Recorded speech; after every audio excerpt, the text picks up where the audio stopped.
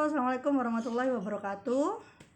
Alhamdulillah, hari ini kita masuk di minggu yang ke-8 ya, sebenarnya setelah kita menjalani ujian tengah semester kemarin. Baik, hari ini kita masuk di pertemuan ke-14. Kita akan membahas tentang bagaimana sih perhitungan obat di lingkup kegawat daruratan. Jika bicara tentang pemberian obat di lingkup critical care, maka sedikit banyak kita akan membahas tentang obat-obatan yang diberikan secara terus-menerus dan dalam dosis yang kecil, sehingga itu membutuhkan alat, karena kita sebagai perawat juga tidak mungkin memberikan obat tersebut ya berada di samping bed pasien. Kemudian bagaimana caranya juga memberikan obat yang terus-menerus lalu dalam dosis yang kecil, sehingga memerlukan alat yang disebut dengan syring pump. Oke? Baik, dalam kondisi gawat darurat maka pemberian obatnya harus cepat. Nah, pemberian obat yang cepat itu diberikan, diupayakan supaya aksesnya itu langsung ke dalam pembuluh darah. Nah, beberapa akses yang bisa dilakukan adalah mau tidak mau ya melalui intravena. Selain itu juga bisa melalui daerah-daerah yang pembuluh darahnya cepat. Contohnya adalah di sublingual ya, itu juga termasuk pemberian obat yang cepat. Kemudian dosisnya juga kecil dan diberikan secara kontinu, contohnya pemberian dopamin, kemudian dobutamin, adrenalin ya, herbeser ya, semua itu memerlukan dosis yang kecil dan diberikan secara terus-menerus. Oleh karena itu kita membutuhkan alat yang disebut dengan syring pump. Ya, ini adalah alatnya. Alat ini terus mengalami perubahan ya ke arah yang lebih baik ya. Alatnya sudah lengkap seperti ini. Anda perlu memasukkan syringnya, kemudian Anda memasukkan obat ya di dalam syring tersebut, lalu Anda set berapapun dia akan ikut ya, berapapun dia akan ikut dengan jumlah yang Anda setting. Nah, sekarang yang menjadi masalah adalah bagaimana caranya Anda menyeting, bagaimana caranya Anda memberi angka di situ. Nah, itu yang akan kita bahas pada hari ini. Baik, ini juga merupakan alat yang terbaru ya. Saya terakhir melihat alat syring pump di ruangan seperti ini. Sampai sekarang satuannya adalah masih cc per jam ya, cc per jam. Sedangkan dosisnya adalah cc per menit. Oke, ini adalah contoh obat-obatan emergensi yang Anda harus ketahui. Ada dopamin, aminofilin, adrenalin, dobutamin, nitrogliserin, dan seterusnya. Oke, kalau kita membahas dopamin ya, dopamin itu terbagi menjadi 3 dosis ya, dosis rendah, dosis sedang, dan dosis besar. Sama-sama dopamin, beda dosis, maka efeknya pun juga beda. Dikatakan dosis rendah yaitu di saat dosisnya adalah 1-3 mikrogram. Perlu Anda ketahui bahwa 1 gram itu 1000 mikro, 1 mikro 1000 nano, sehingga 1 gram itu sama dengan 1 juta nano. Itu Anda harus hafal dulu ya. Nah, di dosis rendah dia menyebabkan vasodilatasi cerebral, vasodilatasi renal ya, mesentrik, sehingga menyebabkan peningkatan tonus vena. Sedangkan di dosis sedang dia meningkatkan resistensi vaskular sistemik, dan di dosis besar dia akan mengakibatkan peningkatan sistemik vaskuler yang resisten. Nah, ini ada sediaannya ya, yang sudah dari pabriknya. 1 ampul itu 50 mg, ada yang 40 mg, ada yang 20 mg, dan dalam 1 ampul juga ada yang 200 mg. Nah, oleh karena itu saya lebih prefer ya kepada Anda bahwa untuk menyebutkan dosis itu jangan sekali-sekali menggunakan ampul ya, tapi gunakanlah dosisnya dalam satuan gram, miligram ya. Bukan cc, dosis itu tidak cc. Jadi berapa dosisnya dikasih dopamin? 5 cc. Saya tidak pernah mendengarkan itu ya. Jadi yang ada adalah berapa dosisnya? 200 mg. Berapa dosis paracetamol? 500 mg. Diberikan dalam waktu 1 hari itu 3 kali. Nah, itu ya. Kemudian ada dosis maksimal ya, dan yang terakhir ada dosis letal ya, dosis yang mematikan ya, seperti itu. Jadi sekali lagi saya ingatkan, setiap Anda menyentuh obat, perhatikan dosisnya adalah dalam satuan miligram, mikrogram, nanogram, is okay, it's fine, tapi tidak ada dosis dalam bentuk cc, ampul, itu tidak ada. Kemudian obat lain yang perlu kita ketahui adalah nitrogliserin atau NTG, ya. Venodilatasi sifatnya, kemudian mengurangi aliran balik ke jantung, dia meningkatkan aliran kolateral di jantung, maka sering dipakai pada kasus-kasus sindrom koroner akut karena sifatnya yang bisa meningkatkan aliran kolateral. Aliran kolateral itu adalah pembuluh darah kecil-kecil ya yang memberikan supply terhadap jantung. Oke. Dilatasi arteri koroner ya, pastinya dia bersifat membuka arteri koroner. Arteri koroner itu penting ya, karena arteri koroner itu adalah supply jantung untuk mendapatkan darah. Kalau bicara tentang darah, kita bicara tentang oksigen dan glukosa. Oke. Baik, ini adalah satuan dosis obat. Nice to know aja ya, kalian harus tahu. Ini beberapa satuan dosisnya. Kalau adrenalin sama noradrenalin biasanya dalam bentuk nano.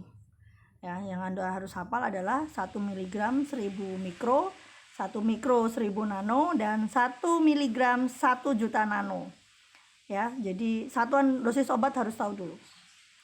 Baik, dobutamin ya, bisa kita buka baca sendiri. Adrenalin ini adalah obat yang sangat familiar di kegawat daruratan ya, terutama pada kasus-kasus cardiac arrest. Oke.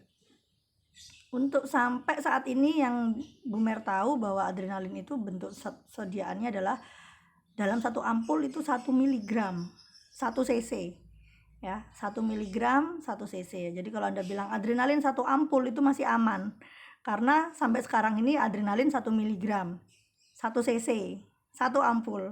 Tapi kalau dopamin, wah ini tadi yang sudah saya sampaikan ya, bervariasi. Oke, ini obatnya. Adrenalin, ada amiodaron juga ya, first choice pada kasus-kasus ventricle tachycardia tanpa nadi. Jadi nanti kalau Anda dinas ya, kalau nanti mudah-mudahan COVID ini segera berlalu, kalau Anda dinas di ruangan pas dinas malam, coba buka obat emergensi itu. Perhatikan bentuknya ya, kemudian perhatikan sediaannya, sehingga nanti di saat ada code blue atau ada kegawat daruratan di mana pasien sedang mengalami cardiac arrest atau resusitasi, Anda sudah tidak asing lagi dengan jenis obat-obatan. D ambilkan sulfasatropin, D ambilkan SA, D ambilkan dopamin gitu ya. Jadi Anda dari segitu banyaknya obat yang ada di emergency drug trolley itu, Anda sudah tahu bentuknya seperti ini, bentuknya seperti ini. Jadi itu lebih cepat ya, shortcutnya di situ. Baik, kita langsung masuk pada poin utama ya. Ini adalah rumusnya. Satuannya adalah cc per jam. Tadi sudah saya sampaikan di awal. Cc per jam itu artinya kalau 5 cc per jam berarti ada 5 cc obat yang harus diberikan dalam waktu 1 jam. Itu cara pemberiannya. Ya, jangan terbalik ya. Tadi kata Bu Merina, dosis nggak boleh cc. Iya memang betul, dosis nggak boleh cc. Tapi yang dimaksud di sini cc per jam adalah settingan siring pump yang akan Anda set di alat. Ya, jadi cc per jam itu artinya berapa cc jumlah yang harus diberikan dalam waktu 1 jam. Nah, sekarang kalau seandainya cc per jamnya Anda ketemu 2 cc. Bayangkan tanpa alat, bisakah kita memberikan dengan tangan kita dengan menggunakan spad ya? Harus detail memperhatikan bahwa ini dalam 2 cc habis dalam waktu 1 jam.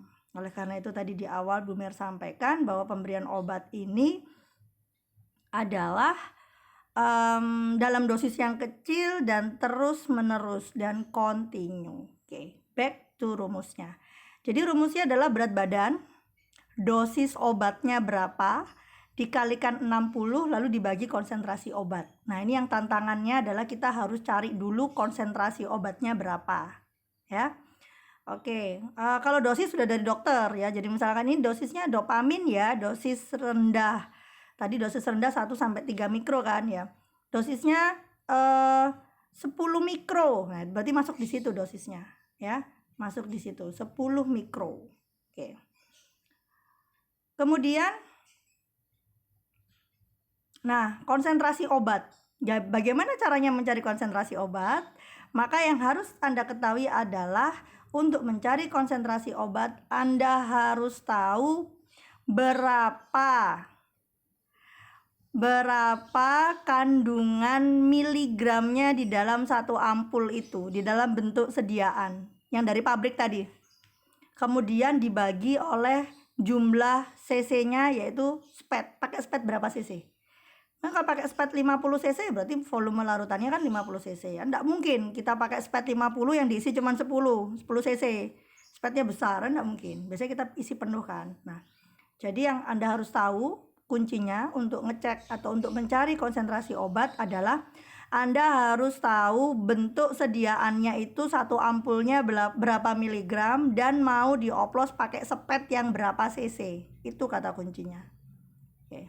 Contoh langsung. Pasien usia 50 tahun, berat badan 70 kilo, kita harus tahu berat badannya ya, bukan usianya, berat badannya dulu 70 kilo.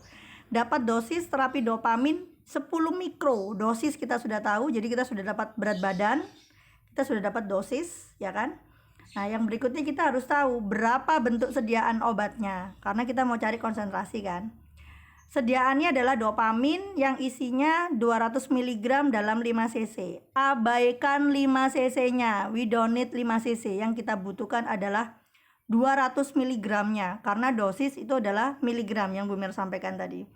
Maka perhatikan 200 mg-nya. 5 cc-nya nggak usah diperhatikan. Ya. Kemudian yang keempat yang Anda harus dapatkan adalah pakai SPET apa?